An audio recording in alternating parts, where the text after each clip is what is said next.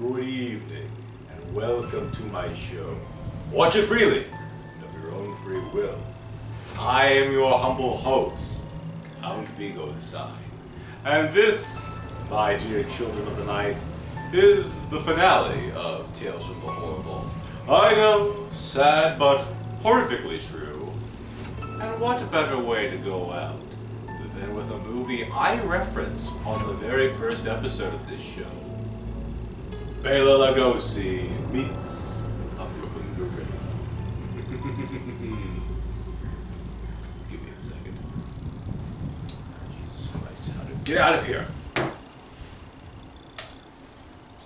Takes a minute. Let's begin. Yes, we are ending on yet another Bela Lugosi gorilla film. What is this odd fascination of gorillas and or Bela Lugosi appearing on this show? How the hell should I know? But I do fear, my fellow ghouls, that this may be the worst film I have ever reviewed for this show.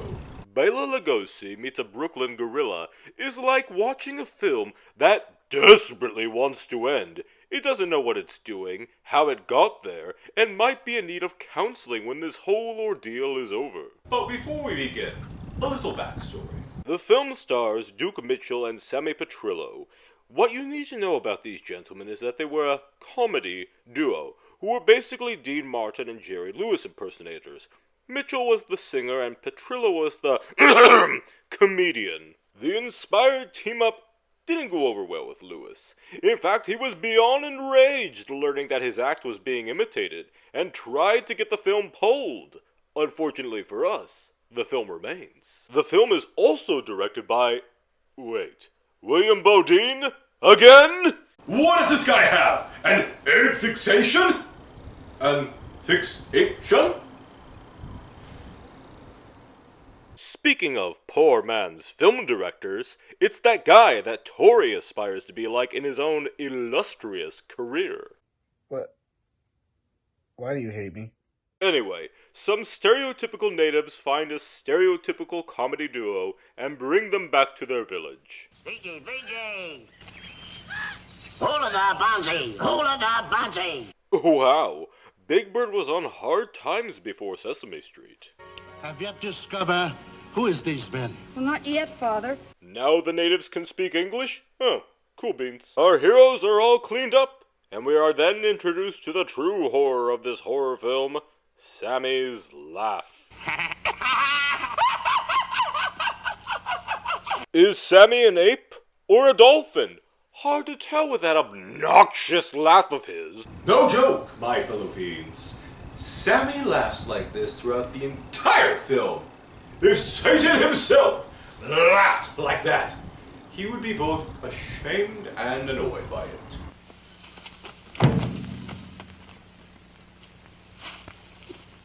Huh.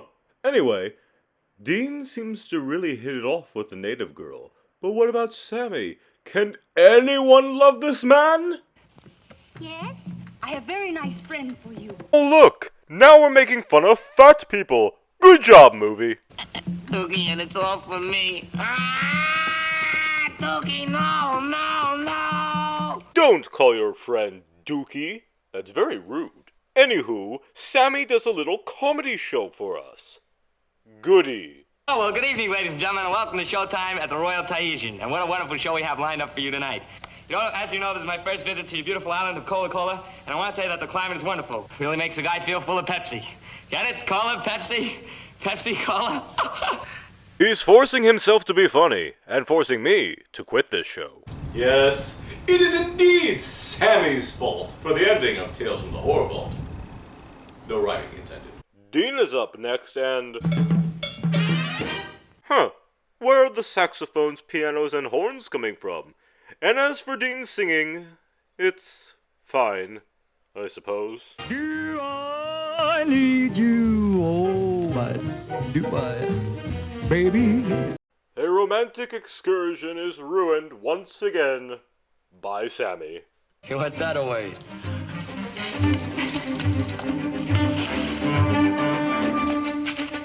Run for your life! Run for your life! Go on, get out of here. Run for your life. You know what? Sammy has the right idea. Run for your lives! From this movie. Run for your lives! Run for your lives! Run for your lives! Run for your lives! After that, our caricature characters make it to Castle Vigostein, where we finally meet Dr. Bela Lugosi, who is a doctor of mad science. Don't I know you from someplace? I don't think so. I think I know where you know this guy from. Where? Ain't this the fellow that goes around with the hands in the faces, biting people on the neck and wearing capes? You're crazy. It's funny because Bela Lugosi was in Creature from the Black Lagoon. Poor Lugosi. How is it that this movie feels worse than Plan 9? Bela tells the native woman how much he loves her. And come on, why doesn't she? He might be decades older, but who can resist that Hungarian accent? You know what I mean, ladies? The good doctor is studying evolution, and it's a good thing Sammy is here, because he is proof of de-evolution. We just dropped in. He laughs like a donkey. Ironic, because he's an ass. Help, Dookie, get me out of here! Help, Dookie! Stop saying Dookie! Time for bed, folks. Hopefully this movie was just a bad dream. Sammy looks like he's about to be visited by 3 ghosts. Or maybe a chimp.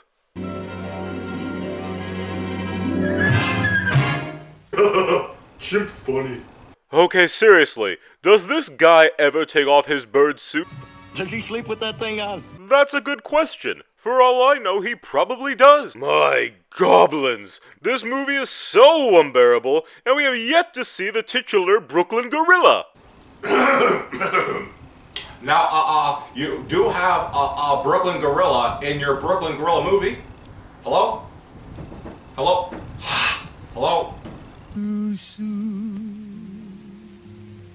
It was only part of the game you played. Oh boy, Dean is singing again, and his invisible band is out and about. Ah, shite! Bela's about to mad science some stuff. He turned the chimp into a monkey! Amazing!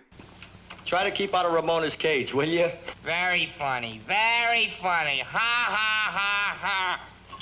I've come to the realization that without Sammy, it is a boring movie, and with Sammy, it's an annoying one. You see, paradoxically, he has saved the film, because without him, it is just a forgettable movie. Dean is captured because Bela is a disgruntled, elderly, jilted lover, and what is this? Could it be? Yes! Bela Lugosi has met a Brooklyn Gorilla! Sammy sadly returns and meets the Brooklyn Gorilla as well, and we witness more hilarious comedy in the form of charades. Lash, eyelash? Brow. Eye. I'm going ape shit! Let's pick this up. Look, what are you trying to tell me? I don't understand a word. What am I, dumb or something? Why, yes, you are. Using the one brain cell that he has, Sammy deduces that Dean is really the gorilla, and they escape! There are some goofums with another gorilla, but that's ridiculously unfunny as well. Our characters all meet up, but Bela Lugosi confronts the man!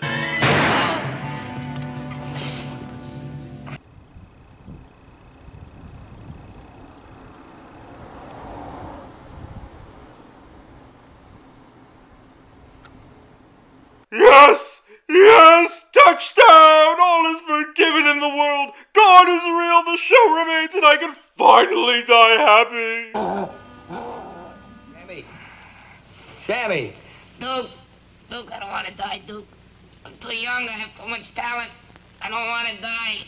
Come on, wake up, will you? What? You mean it really was a bad dream?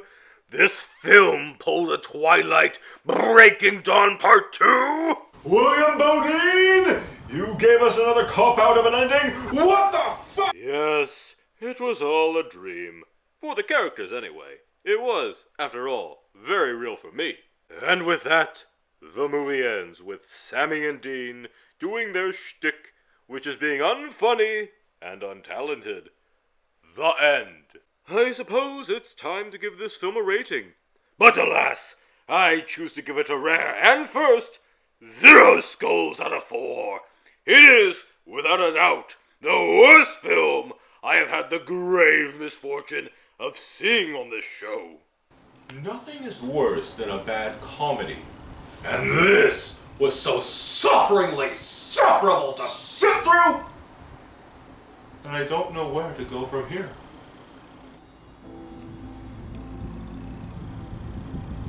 So much horror has resided within these castle walls.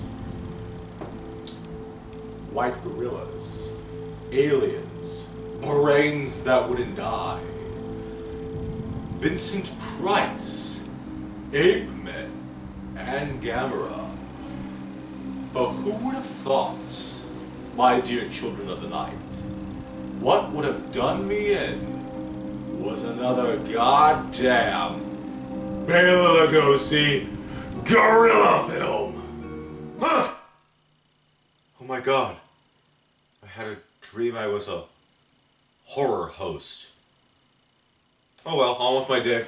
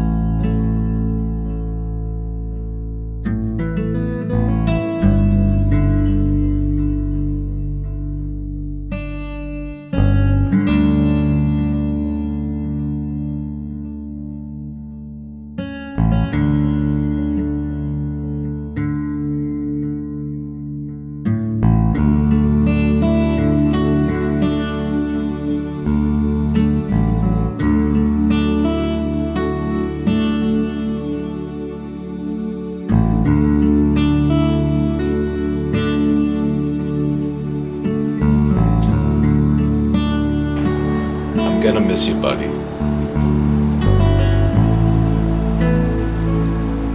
Oh, and happy Halloween.